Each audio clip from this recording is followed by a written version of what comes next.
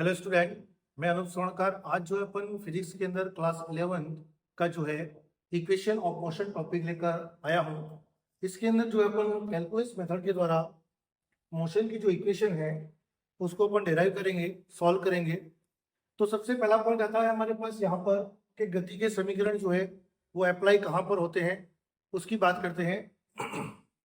तो गति के जो समीकरण होंगे वो हमारे पास यूनिफॉर्म एक्सेलरेशन मोशन यानी एक्सेलरेटिंग मोशन के लिए होते हैं, जहां पर हमारा त्वरण जो है वो एक समान यानी हमारे पास नियत रहता है, यूनिफॉर्म रहता है।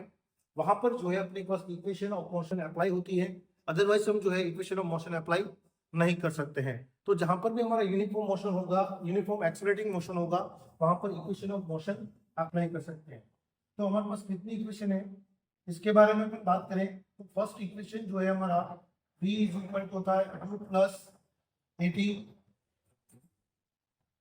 सेकेंड इक्वेशन है हमारा s is equal to ut plus half 80 square. और थर्ड इक्वेशन हमारा जो है वो है v square is equal to u square plus 2as। यानी हमारे पास इन तीन इक्वेशन को हमको क्या करना है, डेराइव करना है बाय कैलकुलस मेथड। यानी हमारे पास फलन विधि द्वारा हमको गति के समीकरण को क्या करना है, व्युत्पन्न करना है।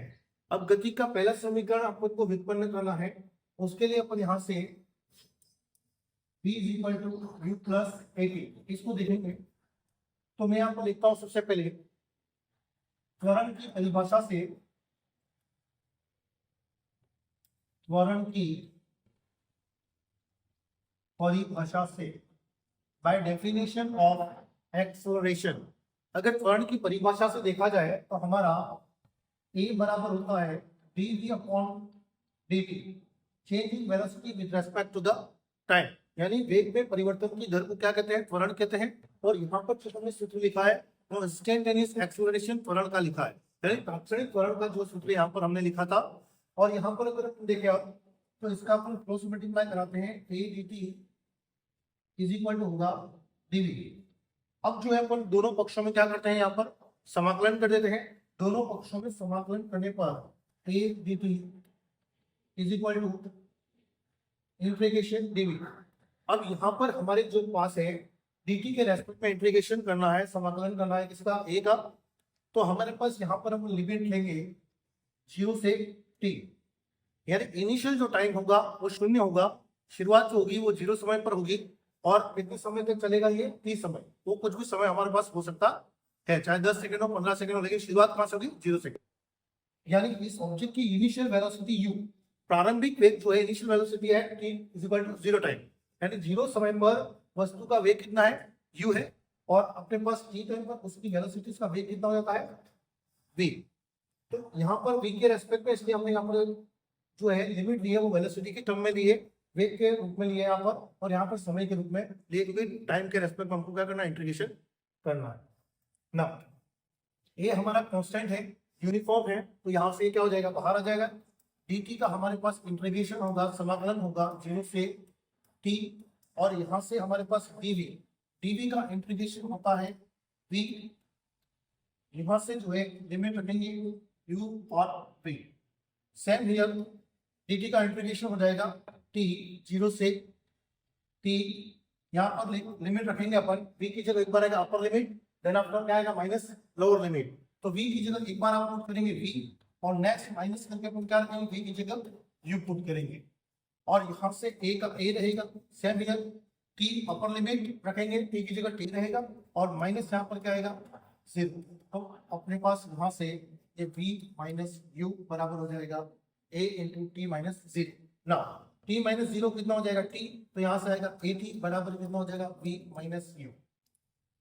तो यहाँ से v बराबर हमारे पास हो जाएगा u प्लस at। तो ये हमारा इक्वेशन ऑफ मोशन जो है, फर्स्ट इक्वेशन जो है मोशन का, वो क्या होता है, डेराइव होता है। गति का पहला समीकरण हमने कलन विधि द्वारा यहाँ पर क्या कर लिया है, ज्ञात कर लिया है। इसी प्रकार से अब जो है अपन दूसरे समीकरण की ओर बढ़ते हैं आगे, सेकेंड इक्वेशन ऑफ मोशन को डेराइव करते हैं। सेकेंड इक्वेशन ऑफ मोशन को डेराइव करते हैं, s इज इक्वल टू होता है ut plus half at square. ये सेकेंड इक्वेशन ऑफ मोशन है।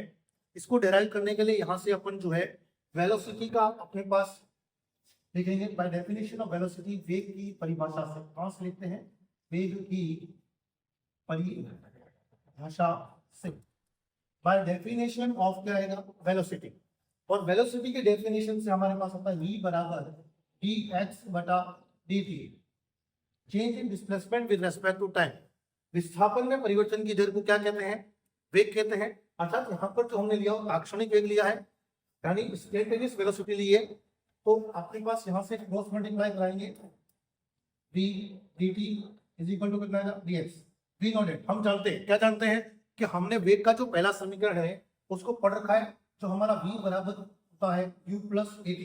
इस वैल्यू को यहाँ पर इस इक्वेशन में क्या करेंगे? हम पुट करेंगे। इस इक्वेशन में जब पुट करेंगे तो हमारा इक्वेशन क्या हो जाएगा यहाँ से? Sir u plus at into dt is equal to dx। Now वापस क्या करेंगे? टेकिंग बोथ साइड इंटीग्रेशन, दोनों पक्षों में वापस से क्या करेंगे? समाकलन करेंगे। समाकलन करेंगे यहाँ से u प्लस at और कितना आएगा? dt इज इक्वल टू कितना आएगा? dx integration. देखिए यहाँ से dt जो है टाइम के रेस्पेक्ट में इंटीग्रेशन करना है, तो सिमिलर यहाँ पर की लिमिट क्या होगी? 0 से t होगी। बट यहाँ पर जो है डिस्प्लेसमेंट है, डिस्टेंस है, तो हमारे पास यहाँ से इसकी लिमिट होगी x1 से x2। इनिशियल जो पोजीशन होगी वो x1 होगी, फाइनल पोजीशन क्या होगी इसकी? x2 होगी। तो यहाँ पर अपन जो इस टर्म को अलग अलग लिखते हैं, 0 से t u dt प्लस यहाँ से होगा अलग किया 0 से t इंटीग्रेशन 0 से t at dt is equal to dx का इंटीग्रेशन हो जाएगा सर हमारे पास यहाँ से x और लिमिट आएगी x1 से x2। अब यहाँ से जो इंटीग्रेशन होगा उसमें देखें तो u जो है अपना कांस्टेंट है वो बाहर आ जाएगा, और dt का इंटीग्रेशन होगा 0 से t, लिमिट हो जाएगी। सिमिलर यहाँ से a हमारा जो है कांस्टेंट है, यूनिफॉर्म है, वो बाहर आ जाएगा। टाइम के रिस्पेक्ट में इंटीग्रेशन होना है तो 0 से t dt हो जाएगा। यहाँ पर सेम हम अपने पास पहले पढ़ चुके हैं, यहाँ पर upper limit minus lower limit, it means x2 minus कितना हो जाएगा? x1। हियर dt का इंटीग्रेशन कितना हो जाएगा? t होगा, और लिमिट होगी इसकी 0 से t। सेम यहाँ पर हो जाएगा a, इसका इंटीग्रेशन होगा x की पावर n। तो x की पावर n dx का कैसे होता है? तो हमारे पास x की पावर n dx का मैं यहाँ पर एक्सप्लेन कर देता हूँ। x की पावर n dx, इसका इंटीग्रेशन होगा x की power n plus 1 upon n plus 1। तो यहाँ पर t की पावर देखें, यहाँ पर n जो है पावर है, यहाँ पर इसकी पावर कितनी है? 1 है, तो t की पावर कितना आएगा? 1 plus 1, it means t square हो गया, और 1 अपॉन 1 प्लस 1 अपॉन यानी कितना हो जाएगा? 2। यानी यहाँ से अपन लिखेंगे t स्क्वायर बाय 2, लिमिट हो जाएगी 0 से t। यहाँ से ये बन जाएगा हमारा क्या? Final position minus initial position is equal to हो जाएगा हमारा क्या? डिस्प्लेसमेंट। नाउ यहाँ से अपन लिमिट रखेंगे u, एक बार अपर लिमिट रखेंगे t माइनस 0, t की जगह t आएगा, माइनस क्या आएगा? लोअर लिमिट 0 हो जाएगा। सेम यहाँ पर हमारे पास क्या होगा? a, t स्क्वायर की जगह हमारे पास यहाँ पर t रखेंगे, पुट करेंगे, तो t स्क्वायर बाय कितना हो जाएगा? 2 माइनस फिर कितना रखेंगे? 0 इज इक्वल टू कितना हो जाएगा? s। यानी यहाँ से हमारे पास बचेगा ut प्लस यहाँ से ये माइनस तो t स्क्वायर, यानी हमारे पास बचेगा half a t square is equal to क्या हो जाएगा? s। This is the second equation of motion. गति का इस प्रकार से हमने क्या ज्ञात कर लिया? दूसरा समीकरण जो है वो भी हमने यहाँ पर ज्ञात कर लिया। अब आती है बात तीसरे समीकरण की। तीसरे समीकरण को ज्ञात करने से पहले यहाँ पर अपन देखते हैं इसका इक्वेशन क्या है। तो हमारा इक्वेशन है v square is equal to, third equation की अगर बात करें हम, तो यहाँ पर अपने पास जो है थर्ड इक्वेशन है v square is equal to u square plus 2as। यानी हमारे पास मोशन का थर्ड इक्वेशन डिराइव करना है। तो वापिस यहाँ से अपने पास जो है बाय डेफिनेशन ऑफ एक्सेलरेशन, त्वरण की परिभाषा से लिखता हूँ, त्वरण की परिभाषा से, त्वरण की परिभाषा से अगर मैं लिखता हूँ तो आप देख सकते हैं जो पहला इक्वेशन मैंने डिराइव किया था वो भी अपने पास जो है त्वरण की परिभाषा से स्टार्ट किया था। अगर मैं इस इक्वेशन में कोई चेंज नहीं करता हूँ सपोज, तो हमारे पास गति कौन सी समीकरण प्राप्त हो जाएगी? प्रथम समीकरण जो है पुनः प्राप्त हो जाएगी, वापिस से डिराइव हो जाएगी। तो इस इक्वेशन के अंदर हमको क्या करना पड़ेगा? गति का तीसरा समीकरण जो है अपन को डिराइव करना है, v square is equal to u square plus 2s। त्वरण की परिभाषा से अपन लिखते हैं तो a बराबर होता है पास dv बटा dt। तो यहाँ से वेग में परिवर्तन की दर को त्वरण कहते हैं। सेम यहाँ पर इस इक्वेशन के अंदर मैं कुछ चेंजेस करता हूँ, क्योंकि अगर मैं चेंजेस नहीं करता हूँ तो हमारे पास गति का वापस प्रथम समीकरण प्राप्त हो जाएगा, फर्स्ट इक्वेशन ऑफ मोशन जो है डिराइव हो जाएगा। तो इसके लिए हम क्या करते हैं, dx का मल्टीप्लाई करते हैं और dx का क्या करते हैं, यहाँ से डिवाइड कर देते हैं। ऐसा करने से यहाँ से हमारे पास क्या होगा, dv अपॉन, इसको लिख देता हूँ dx को इसके नीचे और इसको लिखता हूँ इसके नीचे, तो यहाँ पर आएगा dx बटा dt और dx upon dt we not it, हम जानते हैं, क्या जानते हैं, तो dx अपॉन dt हमारा क्या होता है, वेलोसिटी हो जाता है।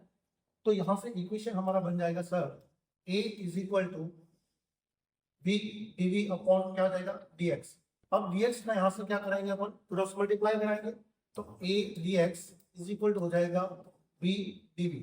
Now taking both side integration, वापस अपन क्या करेंगे, इंटीग्रेट करेंगे इक्वेशन को, इंटीग्रेट करेंगे तो यहाँ से अपने पास आएगा इंटीग्रेशन a dx। अब x के रेस्पेक्ट में तो यहाँ पर लिमिट आएगी x1 से x2 इज इक्वल टू, यहाँ से इंटीग्रेशन होगा v dv और यहाँ पर लिमिट आएगी इनिशियल वेलोसिटी u और फाइनल वेलोसिटी आएगी हमारी v। तो a बाहर हो जाएगा, dx का इंटीग्रेशन करना है यहाँ पर x1 से x2। सिमिलर यहाँ पर v dv का आपको मैं पहले बता चुका हूँ, यहाँ से होगा v स्क्वायर बाय 2, लिमिट हो जाएगी u से v। x का इंटीग्रेशन होगा, dx का इंटीग्रेशन होगा, x आएगा, x1 से कितना हो जाएगा x2। सिमिलर यहाँ पर लिमिट को पुट करेंगे, v square upon 2 minus v की जगह v और इंटू करेंगे upon u, du square by आ जाएगा। यहाँ पर लिमिट अपने पास रखने के बाद क्या आएगा, a x2 माइनस कितना हो जाएगा x1 बराबर यहाँ से कितना हो जाएगा 1/2 v स्क्वायर माइनस कितना हो जाएगा u स्क्वायर। अब इस यहाँ से देखें x2 माइनस x1 हमारा क्या बन जाता है s डिस्प्लेसमेंट, यहाँ पर होगा 1/2 v square minus u square, यहाँ से इसको का मल्टीप्लाई होगा 2s इज इक्वल टू हो जाएगा v square minus u square. इसको अपन जो है अपन क्या करेंगे, ट्रांसफर कर देंगे तो ये बन जाएगा u square plus 2as is equal to क्या हो जाएगा v square. This is the third equation of motion. गति का जो है तीसरा समीकरण इस प्रकार से हमारे पास क्या होता है, प्राप्त होता है कलन विधि द्वारा। इस प्रकार से जो है अपने गति के तीनों समीकरण कलन विधि द्वारा हमने प्राप्त कर लिए। थैंक यू, जय हिंद, जय भारत।